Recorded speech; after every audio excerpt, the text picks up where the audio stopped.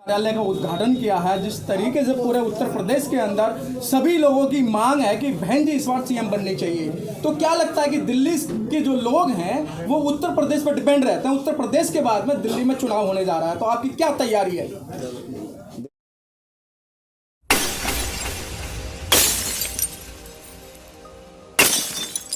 देखिए, उत्तर प्रदेश में तो बहन कुमारी मायावती जी उधर पूरी ताकत से लगी हैं और हमारे सभी जिम्मेदार साथी लगे हैं। और मैं आपको ये आपके चैनल के माध्यम से बताना चाहता हूँ कि इस बार बहन जी 5वीं बार मुख्यमंत्री बनने जा रही हैं, उन्हें कोई नहीं रोक पाएगा। उसी तर्ज पे दिल्ली में भी उनके आदेश के अनुसार हम लोगों ने 272 की 72 सीट पर हम लोगों ने इधर तैयारी की है। आज उसी के अंतर्गत हम लोग इधर 32E में श्रीमती हेमा जी के कार्यालय का उद्घाटन करने के लिए आए हैं। इसी तरह दिल्ली के अंदर सभी जगह हम लोग जाकर इस तैयारी में लगे और इस बार हम लोगों ने पूरा ये प्रोग्राम बना लिया है कि यहाँ पर 64 सीट हैं और 2 जो दूसरी निगम है वहाँ पर 104 सीट हैं। और हम लोग इतनी पोजीशन में आज की तारीख में हैं कि हम यहाँ पर किसी की 33 नहीं बनने देंगे और उधर किसी की 53 नहीं बनने देंगे। तो यदि यहाँ पर तीनों जगह मेयर बनेगा तो बहुजन समाज पार्टी का बनेगा या फिर हमारी मर्जी के बिना यहाँ पर किसी का हम मेयर बनने नहीं देंगे। और ये आज जो जितने कार्यकर्ता आए हैं, जिनका जोश खरोश आपने देखा है, उससे आप लोगों को ये एहसास हो गया होगा कि यहाँ पर जो भी, चाहे वर्तमान यहाँ सरकार है दिल्ली की, चाहे केंद्र की सरकार है और चाहे एमसीडी का है, यहाँ के लोग उनसे त्रस्त हैं, उनसे परेशान हैं। उन्होंने जो इनको वादे किए थे, उन्होंने कोई वादा पूरा नहीं किया। और बहुजन समाज पार्टी वादों में विश्वास नहीं करती है। बहुजन समाज पार्टी जैसे उत्तर प्रदेश में 4 बार हम लोगों ने अपनी सरकार बनाकर ये साबित करने का काम किया है, उसी तरह दिल्ली देश की राजधानी में भी हम लोग जब इधर हमारे जितने भी पार्षद जीत कर जाएंगे तो वो यहाँ पर क्षेत्र में काम करते हुए आपको नज़र आएंगे, जो अब तक यहाँ पर किसी ने नहीं किया। सर, मुद्दे क्या हैं आप लोगों के? मुद्दा सबसे बड़ा तो यही है कि लोगों ने यहाँ पर आज जो सबसे बड़ी जो आदमी की रिक्वायरमेंट है वो शिक्षा की है, रोजगार की है।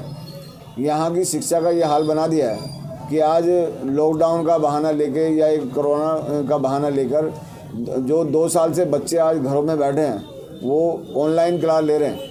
अब ऑनलाइन में यदि बच्चे को कोई किसी चीज़ का प्रेशर नहीं है तो वो जो गरीब हैं वो बच्चे वहाँ पर किसी के पास तो फैसिलिटी नहीं है कि भाई वो मोबाइल ख़रीद सके। और इस तरह उन्होंने बिल्कुल जो शिक्षा का स्तर है बिल्कुल नीचे गिरा दिया है और रोज़गार यहाँ पर दिन पे दिन ख़त्म होते जा रहे हैं। सर, जिस और कल ही घोषणा हुई है एक कि अब कई जो नई पोस्टिंग है वो किसी भी कीमत पर अब नहीं क्रिएट की जाएंगी और नहीं लगाई जाएंगी। लेकिन सर, दिल्ली के लोगों को फ्री की सुविधाएं बहुत चाहिए।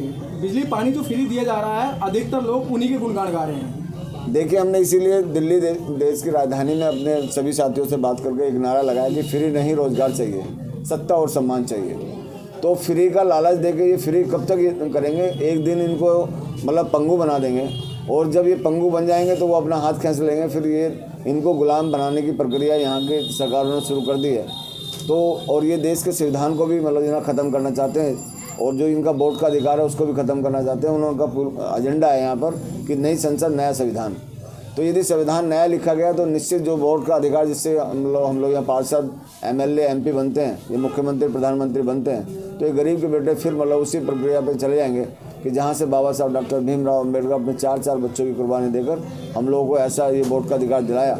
और आज यदि हम लोगों ने इनकी बातों को नहीं समझा तो निश्चित आप लोग ये समझ लेना कि इन्हें कोई गुलामी से नहीं बचा पाएगा। और लोगों को इस बात का एहसास होने लगा है कि अब हम लोग अपने पैरों पर खड़े होकर अपनी सरकारें बनाएंगे, चाहे वो निगम में के अंदर अपना मेयर बनाना हो, चाहे विधानसभा के अंदर अपना मुख्यमंत्री बनाना हो, चाहे केंद्र में अपनी सरकार बनानी हो, उसमें वो लगे।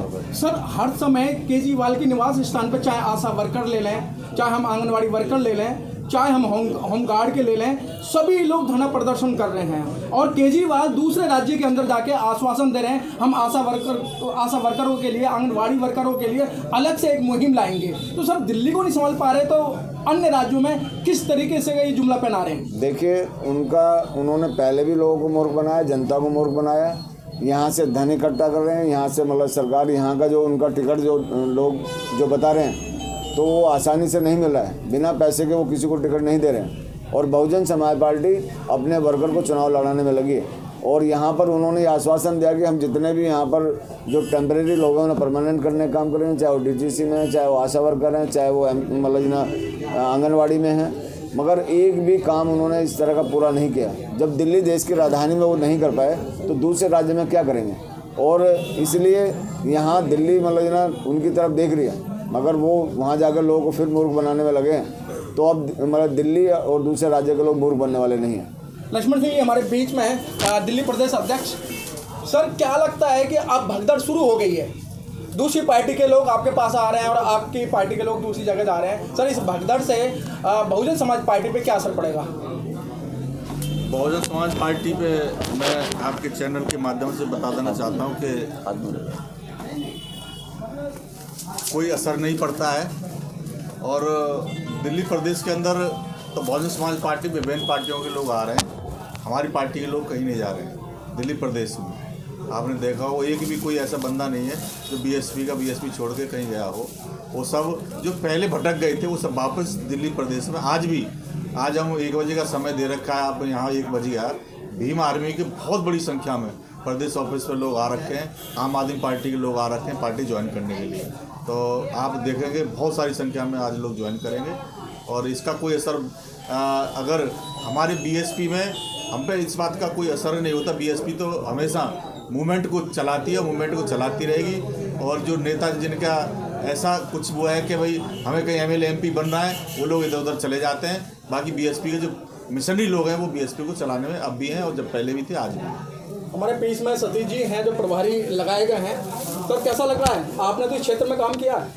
क्षेत्र में नहीं, पूरी दिल्ली में काम किया है। और लगने की बात ऐसी है कि दिल्ली बदलाव चाहती है और बदलाव होकर रहेगा। ये सीट पहले भी हम जीत चुके हैं, एक बार दो बार दूसरे नंबर पर रह चुके हैं। 3 नंबर की वो सीट है। ये मेरी कर्मभूमि भी है और हम इस सीट पे फर्स्ट और सेकंड रहे हमेशा।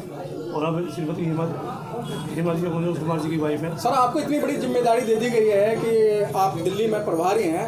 आपने भी सर आम आदमी पार्टी में गए थे और आम आदमी से वापस आप बसपा में आए हैं। हमारा असली घर बसपा ही है। तो आपकी क्यों गए थे आप उस पार्टी के अंदर? क्या एक आपका लालच था ना? अब ये बात मैं आपको माइक पे नहीं बता सकता मैं क्यों गया था। तो कुछ कारण तो रहा होगा, फिर आप जो वापस बसपा में आए। मैं कह रहा हूँ ना, ये सवाल आपका करने का नहीं है इस मौके पर। नहीं सर, आप प्रभारी हैं दिल्ली के, आपने पूरी दिल्ली के अंदर काम करा और आप भी करें। मैंने पूरी दिल्ली के अंदर काम मैं पार्टी से बाहर था, मैं पार्टी को छोड़ के नहीं गया था, मुझे पार्टी से निकाल दिया गया था। जो यहाँ का विधायक जो आज आम आदमी में है, चौधरी सुंदर कुमार, जो छल दल से आया था, जो मेरी सीट से MLA बना।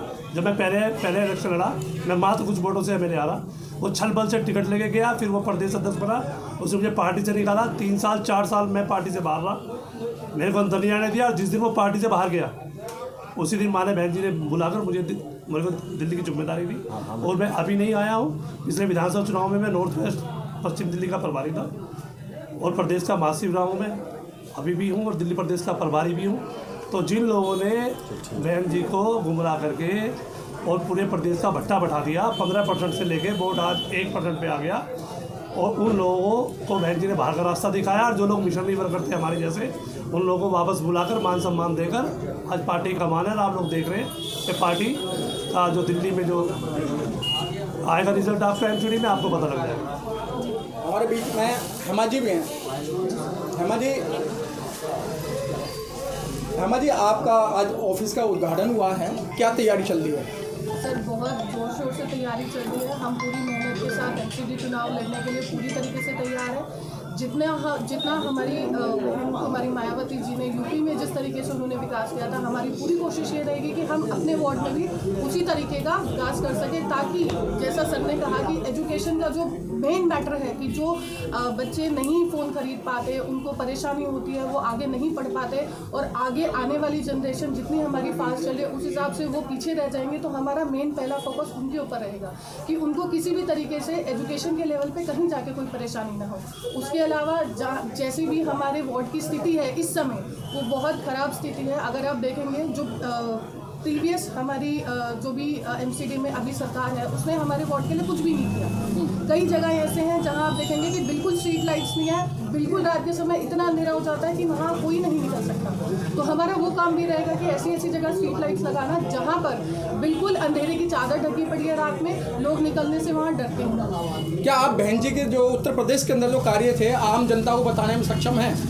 सर, जैसा उन्होंने बहुत सारी जगह उन्होंने ऐसे काम किया है कि उन्होंने एजुकेशन को बहुत ज़्यादा सपोर्ट करा है। साथ ही साथ उन्होंने जो पिछड़े वर्ग हैं, जो जिसके बारे में कोई भी सरकार ने नहीं सोचा कभी, उन्होंने उन लोगों को आगे लाने के लिए बहुत सारी चीज़ें उसमें करी। जिस तरीके का बहन जी का लॉ एंड ऑर्डर था, जी उसके बारे में आप जानते हैं? जी, उनके लॉ एंड ऑर्डर में महिलाएं बहुत सुरक्षित थी। उस समय मतलब महिलाएं आराम से मतलब अपने काम पे जा सकती थी या घर से बाहर निकल सकती थी। आज के समय वो लॉ एंड ऑर्डर उस लेवल से नहीं चलता जिस लेवल से पहले चलता था। उन्होंने जिस तरीके से उसमें बदलाव करे हैं और मतलब जिस तरीके से उन्होंने आगे उस चीज़ को रखा है कि नहीं, महिलाओं की सुरक्षा पहले है, तो उस तरीके से हम भी अपने क्षेत्र में उस तरीके से विकास करना चाहेंगे ताकि किसी भी महिला को या किसी भी हमारी बहन बेटी को किसी भी तरीके से कोई भी परेशानी ना हो। हेमा जी, बहन जी ने युवाओं पे भरोसा किया है, बड़े पैमाने पे भरोसा किया है और ख़ास तौर से आप उन्हीं की कैटेगरी से आती हैं, वो भी महिला हैं और आप भी महिला हैं। क्या आप उन पर खरा उतरेंगी?